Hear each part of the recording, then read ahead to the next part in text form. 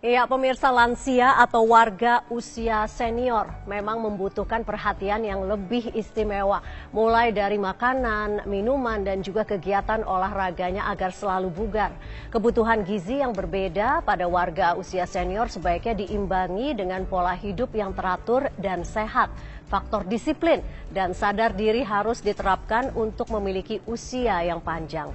Seperti apa asupan gizi dan kegiatan yang ideal bagi para warga usia senior? Di studio setelah hadir pakar kesehatan Dr. Tan Shotian.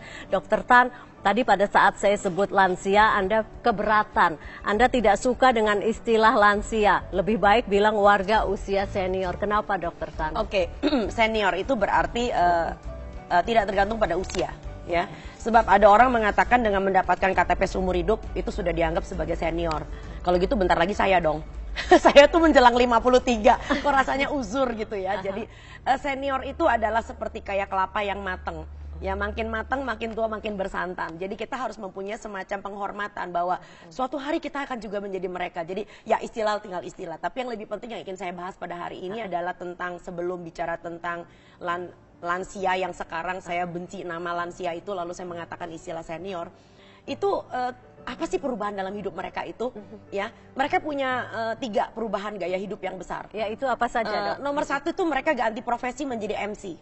Oh, MC, Ya. Justru jadi MC ya? Maksudnya? Ngomong cucu. Ngomong cucu, kirain master of ceremony. No, Iya. ngomong cucu. Nah, untuk ngomong cucu itu nggak cuma sekedar ngomong cucu. Nah, baru kemarin saya ketemu satu pasien yang saya kadang-kadang suka bingung. Ini ibu kok udah diganti gaya hidupnya, pola makannya udah rapi katanya ya. Lalu kemudian kadang juga kita mesti harus memantau Usia berapa obat-obatnya. ini pasien dokter waktu itu? Ya, kurang lebih sekitar 65 tahun. Iya. Itu tensinya nggak mau turun-turun, ya kan? Sampai saya tuh kadang-kadang suka stres. Kadang-kadang lalu kemudian kita ajak bicara. Ternyata istilah momong cucu itu bukan cuma paket momong cucu. All in. Ya, Artinya jadi apa all saja? in itu kayak seperti kalau mobil asuransi itu all risk ya. Jadi dia bukan cuma momong cucu, ternyata dia ngerjain pekerjaan rumah. Nah, loh, ya, dia juga ngerjain cuci, dia ngerjain bersihin rumah, dia nyetrika, dia juga macam-macam antar jemput cucunya les. Sampai saya bilang, ibu nyuci. Terus dia rupanya agak ngebelain mantunya yang perempuan. Enggak sih, Dok, kita kan nyucinya pakai mesin cuci. Ya, saya tahu mesinnya pakai mesin cuci, tetapi kan itu pakaian nggak bisa keluar sendiri dari mesin cuci ke ember. Dan dari ember ini mesti dibawa, dan itu mesti digantung di jemuran. So, who is doing that? Ya, dan risiko kalau ada air terpercik dan kepleset. Oke. Ya, jadi tolong jangan terlalu sadis sama mertua atau sama ibu sendiri. Iya. Jadi yang kayak gini nih, MC dengan satu paket. Ya, itu adalah faset pertama. Dan itu berarti sudah berlebihan, Sudah berlebihan. sangat tidak layak Dan dilakukan. jangan dianggap bahwa pekerjaan rumah tangga itu kan bagian dari olahraga. Ntar dulu ya, olahraga untuk usia senior itu tidak sama seperti yang Anda bayangin, seperti kayak nyuci, ngepel, nyetrika, masak. No, bukan sama sekali. Oke, itu adalah salah satu contoh kegiatan yang tidak tepat ya. Akhirnya Betul. makanya orang tuanya jadi darah tinggi terus Ya, begitu dia, kan. karena dia senewan, karena dia juga ngadepin cucu zaman sekarang beda dengan cucu zaman dulu. Oke. Cucu zaman sekarang itu Tapi itu maunya pertanyaannya, anaknya kenapa dan kenapa membiarkan orang tuanya Nah, itu melakukan dia. banyak sekali pekerjaan Ya, rumah yang justru istilah beresiko. orang Dok, Cina kenapa itu mantunya ada hoki. Mantunya hoki? Punya mertua baik. Oke, nah Dok, kenapa ada warga usia senior yang sangat fit ya, 70-75 tahun masih sangat fit sekali, seakan yang muda saja bisa bersaing dengan warga usia senior itu, tapi ada warga usia senior yang berbeda, yang jauh lebih lemah gitu ya. Kenapa ya, Dok? Yang kedua yang perlu kita perhatikan adalah usia senior ini adalah usia ketika semua kita punya tabungan di hari muda itu meledak, kelihatan bunganya. Jadi bunganya kita raup ketika usia senior. Nah, itu sebabnya kenapa di usia senior banyak orang-orang yang sudah berumur itu pengen banget, ingin membuktikan sesuatu. Saya ini masih muda, apalagi dia aktif terhubung dengan medsos. Nah, ini fase kedua. Ya, fase kedua dari orang senior itu adalah terhubung dengan, karena udah nganggur kan, udah nggak kerja. Medsos, dia punya Facebook, dari teman-teman kuno semua keluar semua. Lalu ilmu-ilmu terusan yang kita pernah bahas di Selamat Pagi Indonesia juga ya. Misalnya ada teman yang mengatakan, ternyata yang namanya obat rematik itu pakai kolang-kaling. Ya, dia minum kolang-kaling sehari sampai berapa kali nggak tahu. Ya, kemudian itu dilakukan. Ya, gitu itu bahaya sekali untuk orang-orang yang sudah senior, karena mereka kembali menjadi inosen seperti anak-anak. Berarti semua bagaimana informasi ditelan Berarti bulat-bulat. bagaimana warga usia senior senior ini kondisinya ya pada saat ini itu benar-benar tergantung bagaimana mereka gaya hidup mereka waktu muda begitu betul. ya. Dan orang yang kaget informasi itu juga bahaya banget. Ketika masih muda tidak begitu terhubung dengan medsos. Jadi mereka belum mampu memfilter informasi terusan ya, email-email selebaran spam dan sebagainya. Lalu di usia tua mulai terbombardir semua. Wah, ini bagus, itu bagus, ini bagus dan itu bagus. Nggak usah pasang stent jantung, nggak usah pergi bypass ya kan. Udah minum aja persan air lemon tiap hari, tambahin cuka apel. Yang ada jantungnya tetap rusak, lambungnya bolong. Ini ngeri banget ini orang tua. fakta-fakta yang dihadapi Betul, saat itu yang ini kita ya, juga Dok. hadapi. Baik, Dok, saya ingin masuk ke perubahan fisik katakanlah untuk perempuan. Perbedaannya apa dengan warga usia senior yang laki-laki? Gitu. Betul. Sebetulnya perbedaan umumnya tuh tidak ada ya. Perbedaan yang khas itu adalah usia menopause itu kita punya kerentanan dengan masalah kropos tulang. Nah, isu kropos tulang juga ini menarik sekali. Menariknya kenapa, Dok? Karena akhirnya orang hanya fokus pada kalau gitu kita pakai suplemen kalsium. Ini lagi ngetren nih, suplemen kalsium. Suplemen laku tuh, Dok. Glikosamin ya, glukosamin yang membuat dengkulnya jadi awet dan sebagainya. Yang menurut saya kalau tidak mendapat arahan dari seorang dokter yang cukup bijak, maka Anda akan kejebak ke dalam suatu bukan cuma semacam nggak ada gunanya, tapi efek yang berbalik. Ya, kita dari penelitian terakhir kita tahu bahwa kalsium itu tidak sama seperti kayak kita 1 tambah 2 sama dengan 3. Justru kalsium itu metabolisme di dalam tubuh itu adalah pooling. Pooling itu artinya kalau tubuh mendeteksi justru banyak sekali asupan kalsium, maka tubuh kita malah males buat nyerap. Nah, itu yang bahaya. Dan yang kedua, salah-salah nyerapnya ditaruh di tempat yang nggak berguna. Seperti misalnya alih-alih menyerap untuk tulang, nah nanti dinding pembuluh darah jantung penuh dengan plak-plak yang sifatnya sangat syarat dengan kalsium. Berarti sangat beresiko juga ya kalau terlalu banyak kalau nggak punya mentor, kalsium. Sekali lagi nggak punya dokter yang harus membimbing. Ada dokter yang mengawasi. Harus ada dokter yang mengawasi. Oke. Nah, lalu kemudian juga untuk orang-orang yang sudah menopause, itu biasanya bukan cuma sekedar kropos tulang, tetapi juga dia punya risiko karena estrogennya sudah mulai sudah turun bahkan risiko penyakit jantung dan kolesterol tinggi dan risiko penyakit pembuluh darah. Jadi itu. Nah, untuk yang laki-laki dengan yang perempuan sama, kita punya disebut dengan kemunduran degeneratif ya. Kemunduran degeneratif itu antara lain ya ini faktor gaya hidup, dia udah nggak begitu aktif lagi, akhirnya mulai ada kegemukan, hipertensi mulai muncul. Hipertensi macam-macam, belum tentu karena hipertensi karena hanya masalah jantung dan pembuluh darah, tapi juga stres emosional, lalu depresi usia senja. Ya coba kalau kita yang masih... Apa bedanya depresi usia senja dengan usia yang jauh lebih muda? Bedanya apa, Dok? Usia senja seringkali depresinya tidak terdeteksi. Kadang-kadang dia hanya diam menyendiri. Ya, orang tua itu kebanyakan quiet ya during their old age. Mereka cenderung untuk diam. Maksudnya barangkali saya nggak mau ngerepotin anak sama mantu ya. Jadi udahlah biarin saya telan sendiri mikul dhuwur mendem jero ya toh. Jadi akhirnya mereka tuh kebanyakan diam. Nah, diamnya mereka ini sangat bahaya. Karena mereka lakukan bertanya, hidup ini cuma sampai sini aja ya.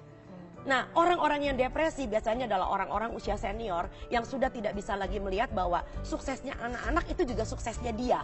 Ya, orang tua yang berbahagia itu cenderung bisa melihat bahwa anaknya sukses, cucunya sukses, punya mantu yang sukses.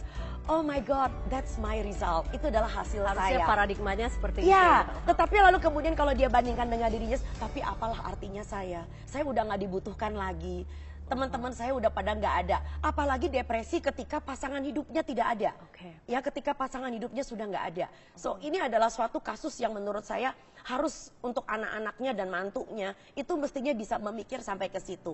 Oke, Dok, baik. Banyak sekali bukan resiko ya, tapi hal-hal yang harus dihadapi pada saat kita menginjak usia senior, begitu. Betul. Kemudian Anda juga mengatakan bahwa seseorang yang kurus itu bukan jaminan dia sehat di usia tuanya. Bukan ya. jaminan. Bukan jaminan. Ini kita belum bicara soal menurunnya daya ingat, begitu ya, Dok. Kemudian soal gigi-geligi dan sebagainya. Apa saja nih, Dok, yang harus jadi catatan? Bicara tentang degeneratif sebelum bicara tentang otot. Degeneratif itu juga pada pengecapan. Ya, jadi kadang-kadang suka mamah kita masak lewat asin. Ya itu bukan karena ada orang minta kawin, tetapi memang gaya pengecapnya tuh udah mulai bermasalah. Padahal kita tahu kalau orang di usia senior ngurangin garam 10 sampai 15 gram aja, itu bisa asupan kalsium penyerapannya nambah sampai 1 gram, 1000 gram. Jadi begitu usia senior kita ngurangin garam, maka asupan kalsium akan naik. Begitu pula dengan mengurangi soda, asupan magnesium itu naik ya. Jadi jangan salah, tulang kuat itu bukan cuman dewanya itu kalsium. Kita harus punya vitamin D3, punya matahari, kita punya aktivitas, kita punya magnesium, kita punya fosfor ya. Jadi dengan meningkatkan asupan kalsium itu bukan berarti kita nambah kalsium, tetapi yang menghalangi kalsium masuk itu harus kita cegah, yaitu termasuk si garam, minuman garam maupun dan bersoda. soda. Oke. Ya, nah lalu bicara lagi tentang masalah yang kurus, berikutnya dok. lagi. Kalau dokter bilang jangan senang dulu kalau Anda betul, kurus, karena gitu, lingkar perutnya aman. Saya gitu. juga banyak pasien yang mengatakan, dok saya terlalu kurus, makanan apa yang mesti saya makan sehingga saya lebih kelihatan berisi? Entar dulu, orang itu kelihatan berisi kalau dapatnya dari makanan, maka yang ditimbun itu bukan otot, lemak, itu yang kita takutin. Ya, jadi orang tua harus punya yang disebut dengan fitness otot. Jadi apa yang kita makan jadinya otot, bukan jadi lemak. Nah, bicara tentang itu yang kita bahayakan adalah orang barangkali kurus secara otot, tetapi organ dalamnya berlemak.